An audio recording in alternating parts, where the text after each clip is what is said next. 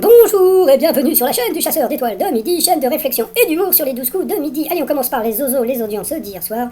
Et bien pour une fois, c'est France 2 qui a battu TF1 avec Venise n'est pas en Italie. Bah oui, hier je vous avais dit que c'était une chanson, et bien oui, c'était une chanson de Serge Reggiani que vous pouvez écouter sur YouTube. Sinon, en deux, donc c'était donc Triple Alliance qui a fait 3,4 millions. Mais bon, il n'y avait pas une grosse différence, mais c'est quand même France 2 qui a battu tout le monde. En troisième, c'était la série de la 3 et Capital n'a fait qu'un million 7. Sinon, pour les programmes de ce soir, donc il va y avoir une bagarre entre Camping Paradis et OSS 117. Bon, je pense que c'est Camping Paradis qui va arriver premier, mais bon, c'est vrai que OSS 117 avec Jean Dujardin, et justement, Jean Dujardin, j'en parle en fin de vidéo, vous verrez. Et en plus, Rio ne répond plus, vous verrez. Allez, ça va commencer, petit résumé des 12 coups de midi, présenté par moi. Bonjour. Alors, pour celles et ceux qui n'aiment pas Jean-Luc Reichmann, comme on peut voir, Mamie Georgette, 100 ans, aux côtés de ses deux sœurs, Reine, 95 ans, André, 89, et son petit frère Marcel, 88 ans. Donc, si vous n'aimez pas Jean-Luc Reichmann, bon, parti comme c'est parti, il est encore en vie jusqu'au moins 90 ans. Donc, on a pu voir le gâteau de la mamie pour les 100 ans. C'était plutôt mignon. Petit point météo, donc région parisienne, temps de merde, région sud, très joli temps.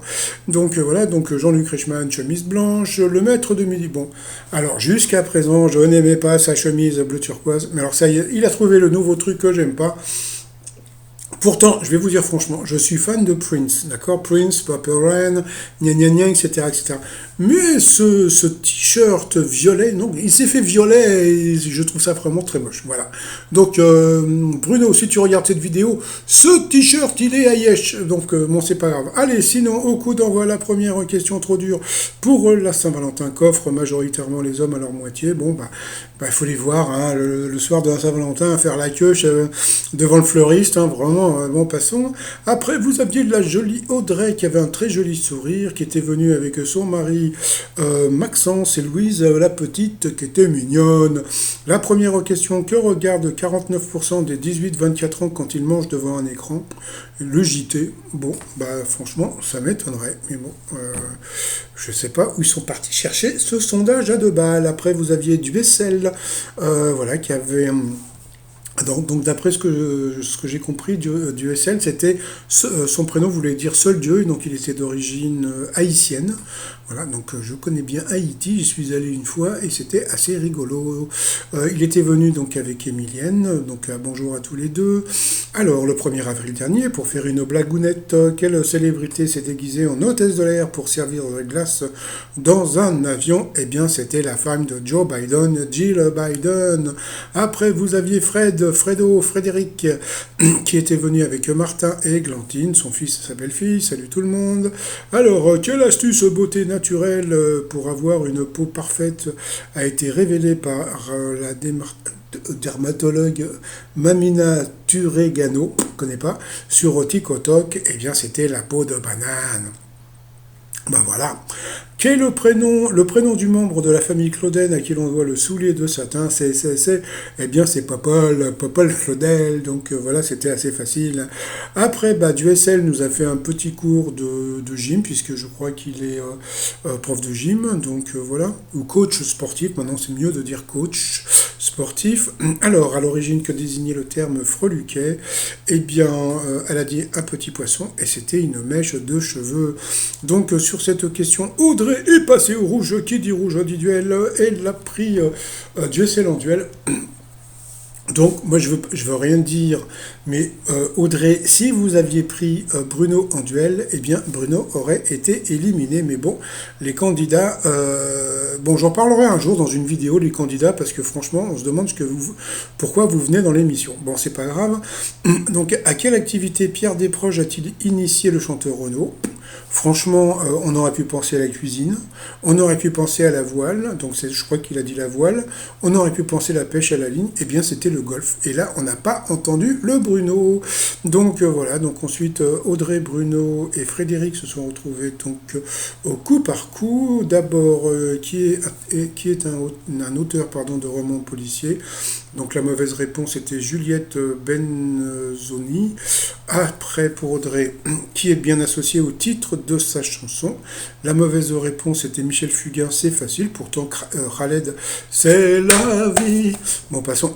Voilà, donc sur cette question, donc Fredo est passé à l'orange. Ensuite, qu'est-ce qu'un végétarien consommera volontiers? Eh bien, le truc était assez étonnant, c'est que la mauvaise réponse était des becs de canard. Pourtant, il y avait des pieds de mouton, mais bon, il y avait des tirets. Bon, donc petit tiret, c'est peut-être autre chose. Donc sur cette question, eh bien le t-shirt violet est passé à l'orange.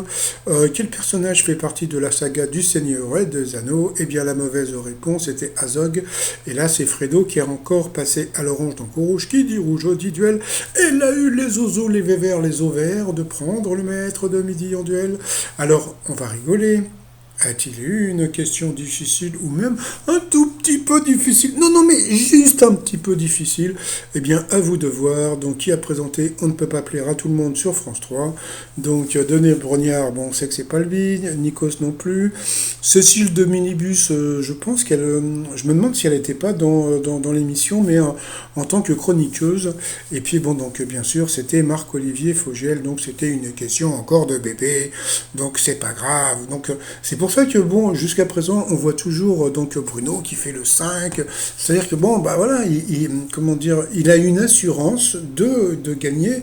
Bon, déjà, c'est vrai que bon, il est cultivé, il est intelligent, etc. Mais voilà quoi. Donc bon, il a des questions faciles en duel, et puis il a des candidats qui sont des candidats. Bon, passons.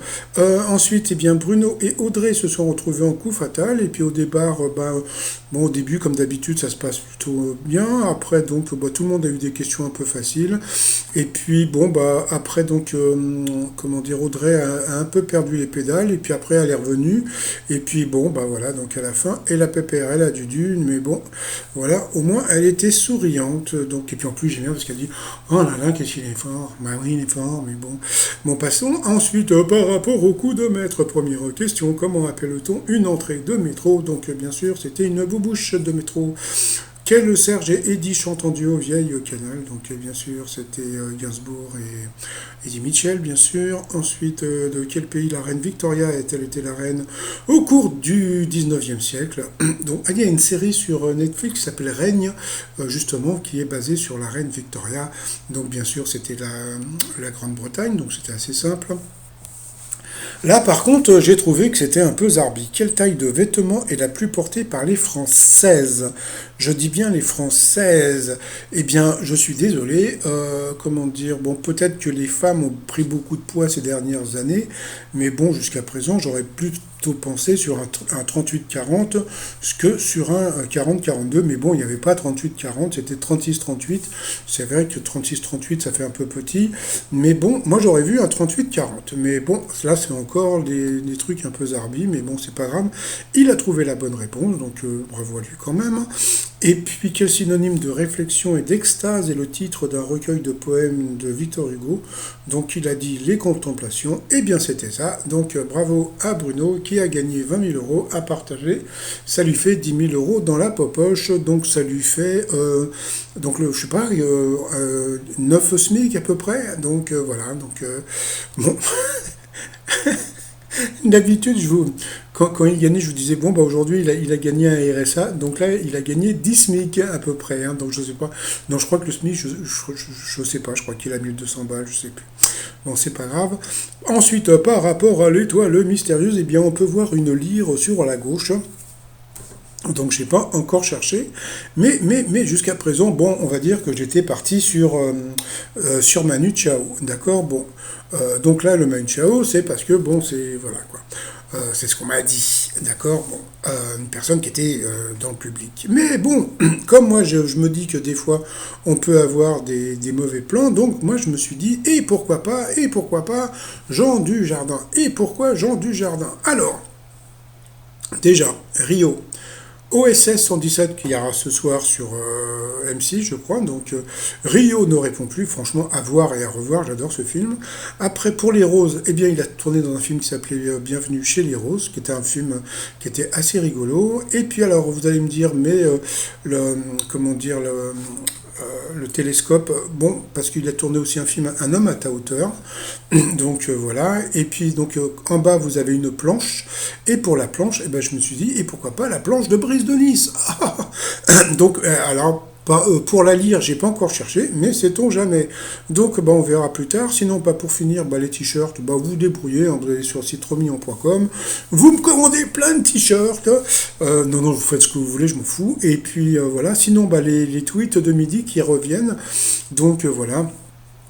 Alors, il y a eu un message de Fab Azerty qui dit: On se fait chier, pour moi, ce sera adieu France 2. Donc, j'ai l'impression que le retour de Miss Brocoli ne fait pas l'unanimité. Oh, j'arrive pas à le dire. Pardon, dans Tout le monde veut prendre sa place. Et puis, donc voilà. Ensuite, tiens, encore une question niveau CM2 pour Bruno. Donc, entre parenthèses, donc ironie, donc c'était par rapport à son duel. Pour la Saint-Valentin, coffre des hommes, gna gna gna. J'aime beaucoup ce que dit Quentin de Montargis. Pour les candidats, il les appelle les figurants. C'est vrai que, bon, bah, comme j'ai dit tout à l'heure, hein, je pense que je vais faire une vidéo sur les candidats parce que j'arrive pas à comprendre. Bon, je peux comprendre la production quand elle fait venir des candidats qui sont pas très forts, ça permet à Bruno de rester dans le jeu. Mais je comprends pas, souvent les candidats ne regardent pas les questions et j'ai l'impression qu'ils répondent au pif. Donc bon, bah passons. Et puis bon, bah voilà, donc il a gagné un peu plus de sous-sous, donc voilà, 823 000 et des poussières. Donc voilà. Ah tiens, un autre truc, donc bientôt Jean-Luc Reichmann va nous traiter de jaloux. Bah oui, parce que bon, comment dire, à partir du moment où il gagne et puis qu'on va commencer à critiquer, parce que bon, plus il va gagner, plus on va le critiquer. Non, pas lui, hein, c'est pas Bruno qu'on critique, hein, c'est le jeu. Et donc à partir de ce moment-là, donc Jean-Luc Reichmann va dire oui, c'est des jaloux, c'est des jaloux. Bah non, on n'est pas jaloux, c'est voilà quoi, c'est le jeu, ma pauvre Lucette, comme dirait l'autre. Bon, allez, je vous souhaite une très très très bonne journée et je vous dis à demain. Portez-vous bien et surtout portez-vous. Allez, bye bye.